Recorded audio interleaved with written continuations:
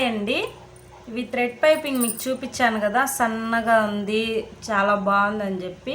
But నేను stitch చేశాక చూడండి ఎలా వచ్చాయో. ఇదైతే ఇన్విజిబుల్ వేసానండి, చూడండి మీకు కనిపిస్తుంది పర్పుల్. ఇది ఇన్విజిబుల్ వేసాను. ఇన్విజిబుల్ వేస్తే సన్నగా వచ్చింది. ఇంకొకటి ఇన్విజిబుల్కి మనం సింగిల్ ఫుట్తో స్టిచ్ చేస్తాం కదా, అలా స్టిచ్ చేశానండి. బట్ నేను నార్మల్ పాదంతోనే స్టిచ్ చేశాను ఇది. బట్ బాగా వచ్చింది. అంటే నేను సింగిల్ ఫుట్ కూడా పెట్టలేదు, నార్మల్ ఫుట్తోనే వేశాను.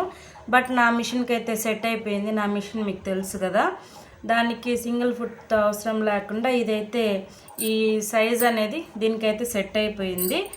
నార్మల్గా పైపింగ్ వేస్తాం కదా, అదైతే ఇలా వచ్చింది చూడండి. పైపింగు చాలా బాగుంది చూడండి. డబుల్ స్టిచ్ వేసాను. నార్మల్గా అయితే ఈ విధంగా స్టిచ్ చేసుకోవచ్చు. ఇన్విజిబుల్కి కూడా మనం స్టిచ్చింగ్ అయితే చేయొచ్చు.